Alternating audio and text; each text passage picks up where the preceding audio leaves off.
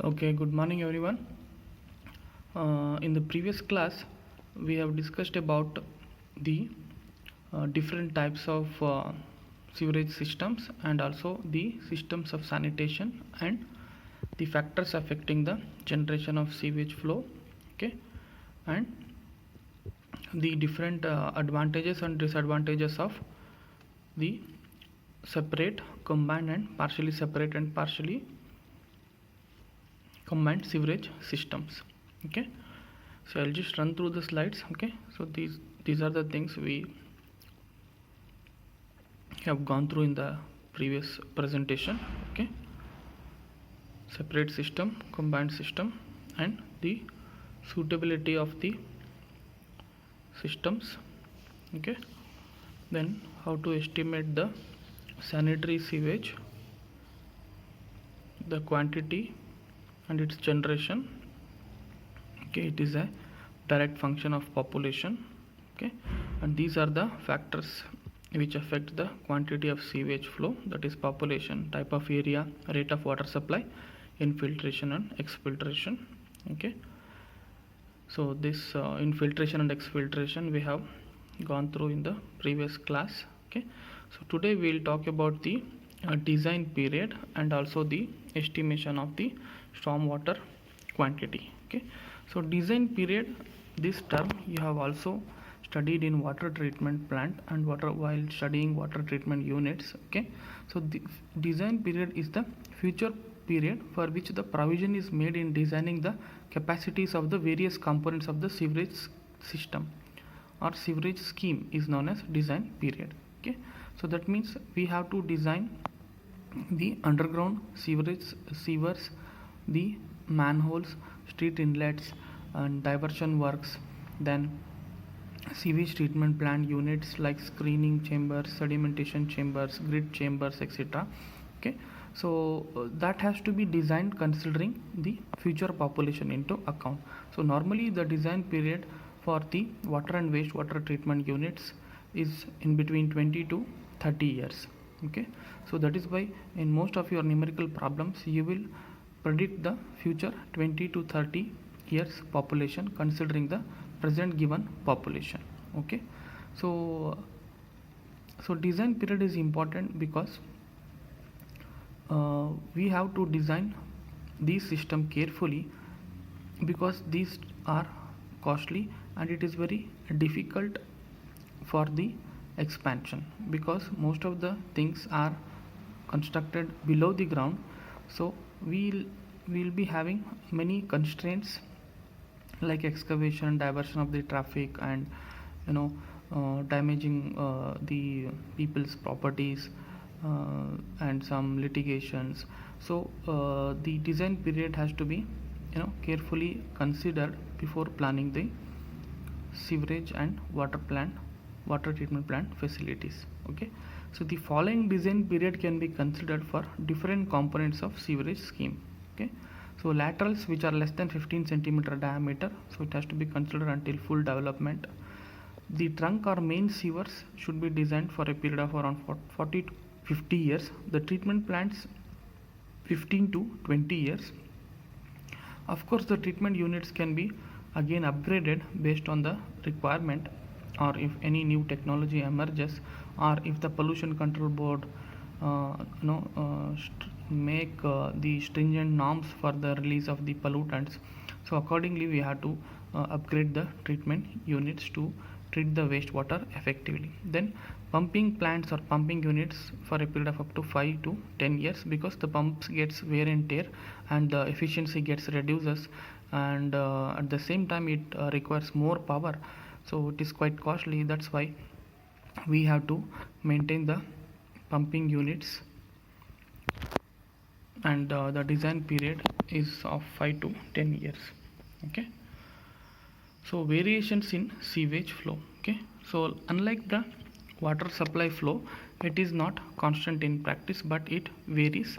Okay, so the fluctuation may be in a similar way, it could be seasonal or monthly, daily and hourly. Okay, so variation occurs in the flow of sewage over annual average daily flow.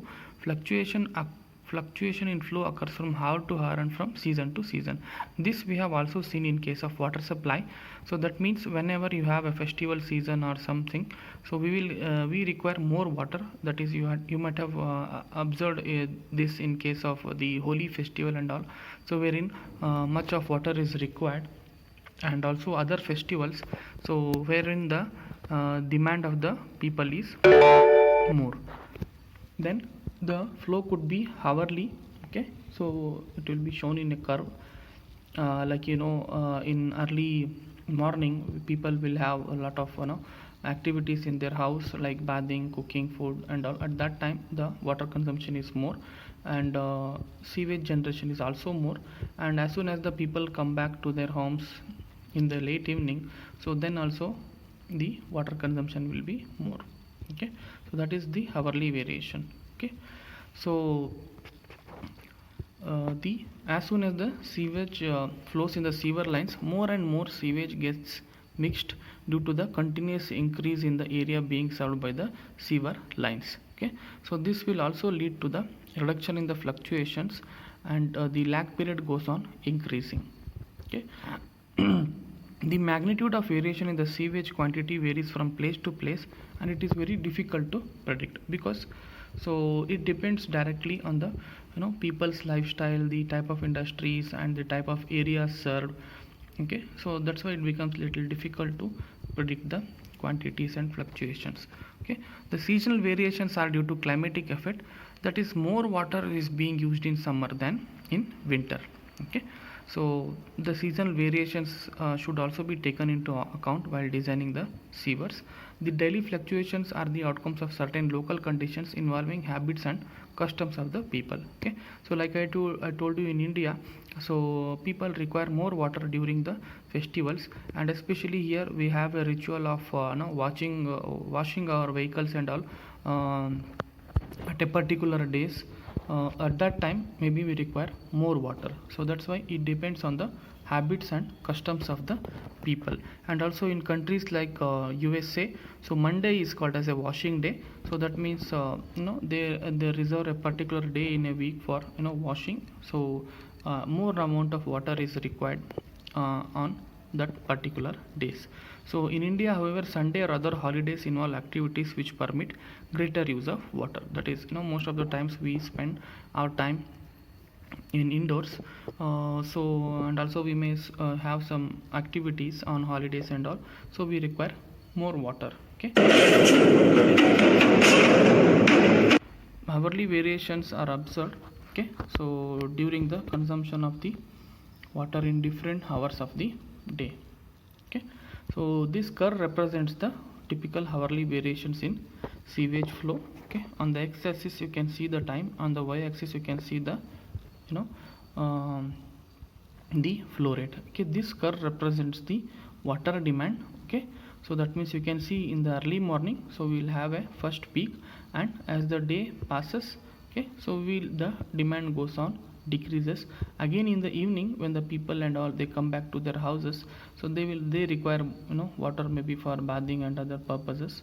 So again the water demand will be at a peaker rate, then again it slowly decreases. Similarly, since this water and wastewater generation, the sea wastewater generation is directly proportional to the water supplied, so you can also see the similar trend of the curve for the wastewater generation or wastewater flow also. Okay, but it is relatively lesser. Here you can see the water is having two peaks. Similarly, the wastewater curve or sewage flow is also having same peak.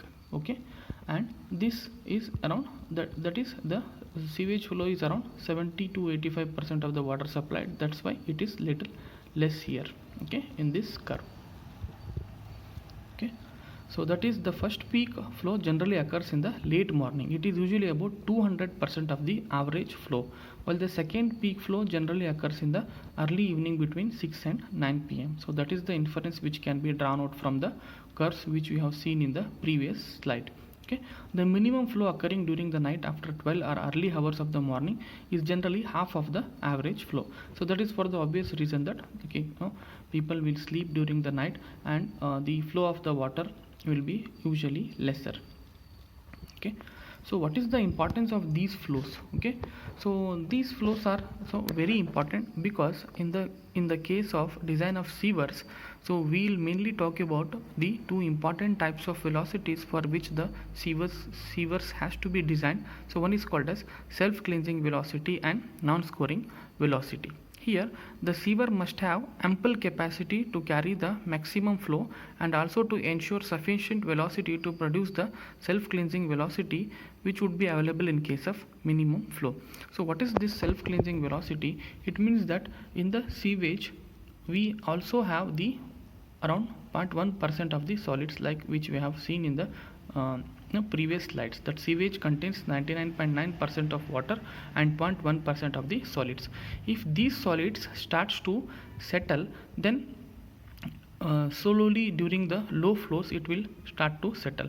So we should maintain such a velocity in the sewers that these solids should not settle and the sewers should be self cleaned, otherwise it will block the sewers and it will reduce the flow. So that's why we should maintain this self cleansing velocity.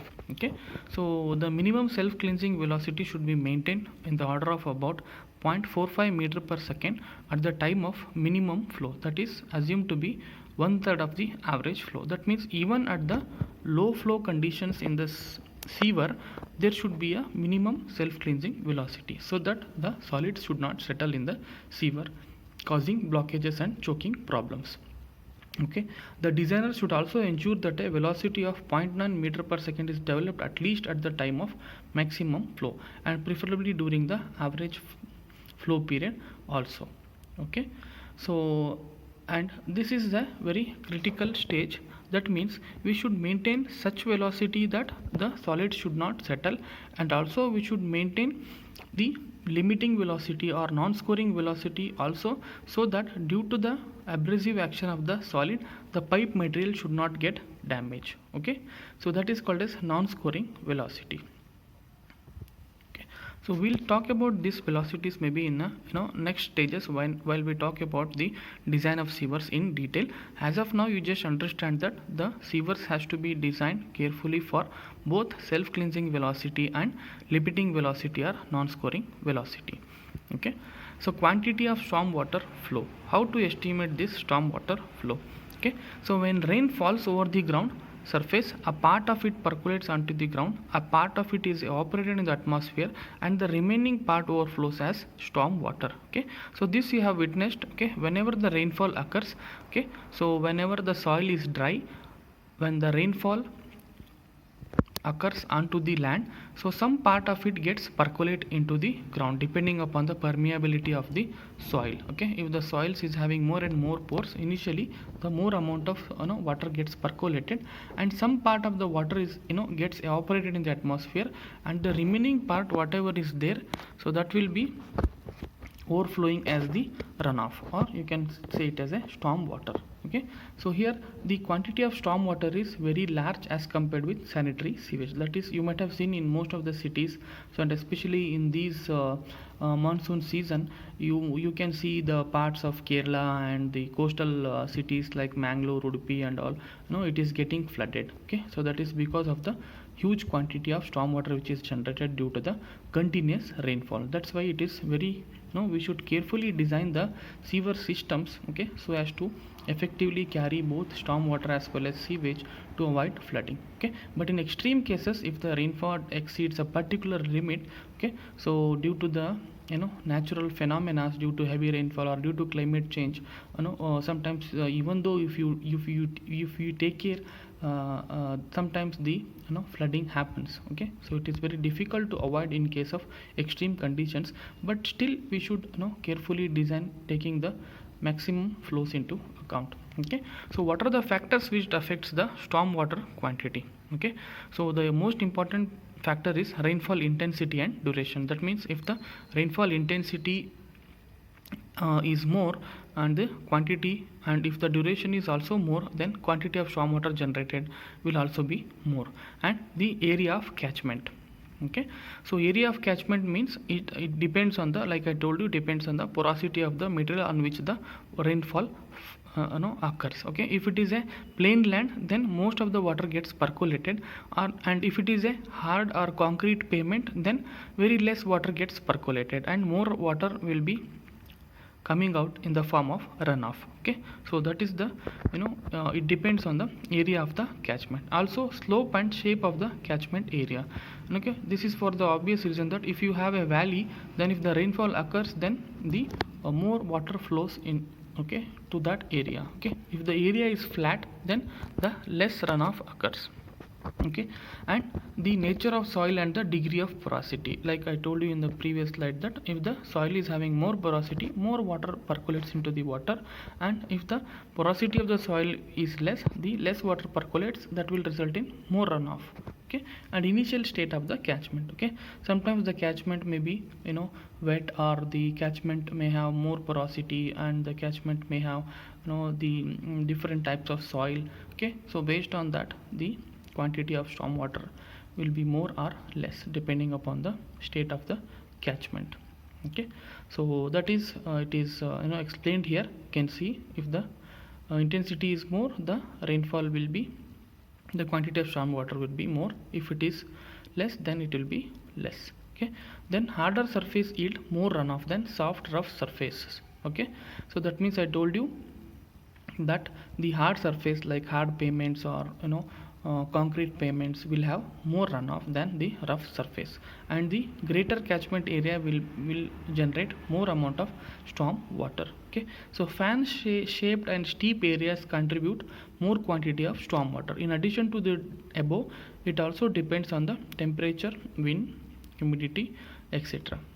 Okay, so it is very important to find out the exact flows. Okay, so in order to prevent the flooding, like so in today's news you might have seen that almost all the dams of our state is full. Kabini Reservoir, Bhadra Dam, and much of the water is being released through the dams to the crest gates. Okay, so along with this, if our sewers are not properly designed, so it will definitely cause flooding. Okay, and it will inundate very low lying areas. Okay, so not only the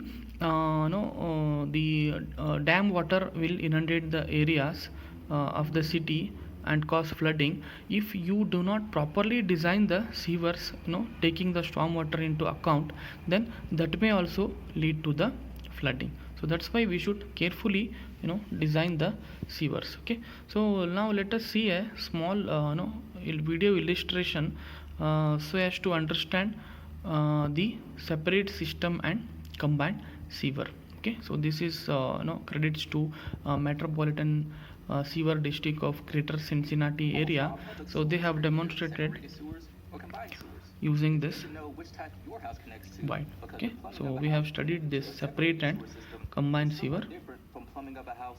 Here you can see the two different sewers for the separate and combined sewer system. Sewage from stormwater with two different pipes.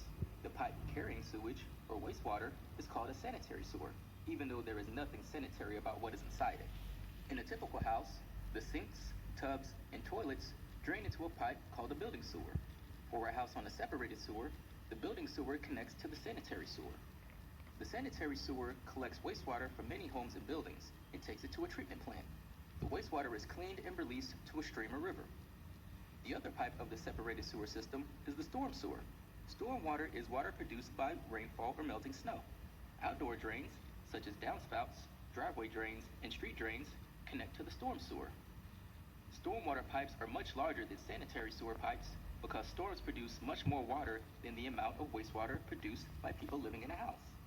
Storm sewers release the rainwater into a ditch, stream, or river without any sort of treatment. On the other hand, a combined sewer system has just one pipe that combines wastewater and stormwater together. The inside household drains, outside drains, and street drains all connect to the same combined sewer pipe. Combined sewers are designed to carry both sanitary sewage and the stormwater from these drains to the treatment plant. Okay, so like you might have seen the difference between the combined sewer and separate sewer. Okay, you might have also seen that the combined sewer will be having more capacity than the separate sewerage system. And also in case of the separate system, the diameter of the stormwater sewage are relatively more than the sanitary sewer. That means, like I told you, so the quantity of stormwater will be usually more compared to the sanitary sewer. The sanitary sewer will have the fixed flow because it directly depends on the population and people. Okay, so whereas in case of stormwater or rainwater, the quantity will be dependent on the nature and intensity of the rainfall. Okay, sometimes we cannot predict heavy rainfall occurs. Okay, in that case the sewer should be having the sufficient size to carry the storm water, okay, without causing any flooding. Okay, so that's why it is, we should accurately find or calculate the quantity of the both sanitary sewage flow and also storm water flow for effective design of the sewerage system. Okay, so we'll stop. In today's class we have learnt about the design period and the estimation of the flows. Okay, so once you solve one or two problems, okay, based on the population and doing some calculation and finding out the velocities, okay, you will have some idea about this estimation of these flows. Okay.